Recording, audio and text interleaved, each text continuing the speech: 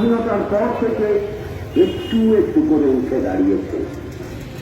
বিগত বহু দশক ধরে এই দেশ একটু একটু করে উঠে দাঁড়িয়েছে। বিগত বহু দশকের মধ্যে এক অসম্ভব নৈরাজ্য, যেভাবে সারা দেশ জুড়ে এক অসম্ভব অশান্তির পরিবেশ তৈরি করে রাখা হয়েছে, তা আদতে একটি সভ্যতাকে টেনে টেনে শেষ করার পক্ষে যথেষ্ট।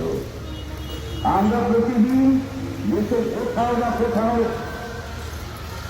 বিভেদ এবং অশান্তি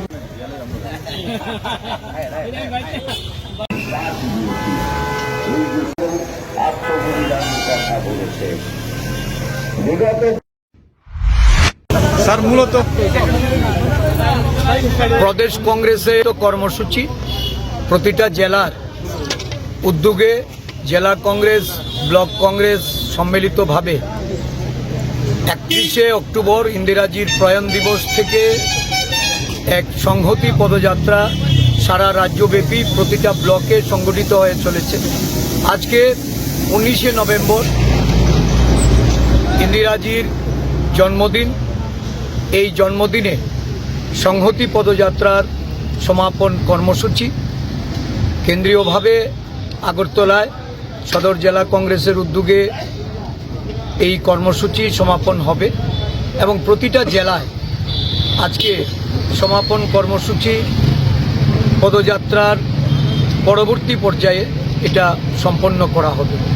ইন্দিরাজি প্রিয়দর্শিনী, ভারতবর্ষের প্রথম প্রয়াত মহিলা প্রধানমন্ত্রী। উনি ছিলেন বিশ্বনেত্রী। জোট নিরপেক্ষ আন্দোলন থেকে শুরু করে বিশ্বের বিভিন্ন বিষয়ে ভারতবর্ষের যে শ্রেষ্ঠত্ব অর্জন করার ক্ষেত্রে ওনার সময়কাল ছিল একটা দৃষ্টান্ত। ইন্দিরাজি দেশের জন্য প্রাণ দিয়েছেন, বিশেষ করে জাতীয় সংহতি, ভারতবর্ষের অখণ্ডতা। এই দিবসে আমরা শহীদান দিবস পালন করে 31শে অক্টোবর থেকে যে পদযাত্রা আমরা শুরু করেছি, এই পদযাত্রা রাজ্যের মানুষের কাছে একটা বার্তা বহন করে নিয়ে গেছে। দেশের বা রাজ্যের অভ্যন্তরে জাতিগত বিভেদ, ধর্মীয় উন্মাদনা এবং বিচ্ছিন্নতাকামী শক্তি যেভাবে মাথাচাড়া দিয়ে ভারতবর্ষের জাতীয় সংহতিকে নষ্ট করে দিতে চাইছে, ষড়যন্ত্র করে জাতিতে জাতিতে, ধর্মের, বর্ণের মানুষের মধ্যে যে লড়াইয়ে আজকে মানুষকে সেখানে নামিয়ে নিয়ে এসে এটাকে প্রতিহত করা আমাদের জাতীয় কংগ্রেস নেতৃত্ব, মল্লিকার্জুন খার্গেজি, রাহুল গান্ধীজি, আমাদের সমস্ত কেন্দ্রীয় নেতৃত্বরা রাজ্যে রাজ্যে সংহতির বার্তা পৌঁছতে সংহতি যাত্রা, ভারত জোড়ো যাত্রা, ভারত জোড়ো ন্যায় যাত্রা সংগঠিত করে চলেছে। ত্রিপুরা রাজ্যে এই সংহতি পদযাত্রায় লাখো লাখো মানুষ আমাদের সমর্থন জানিয়েছে।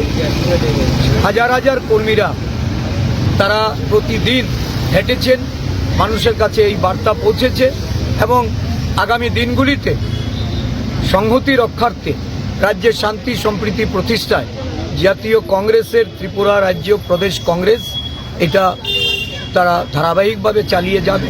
আমরা শান্তি এবং সম্প্রীতির পক্ষে।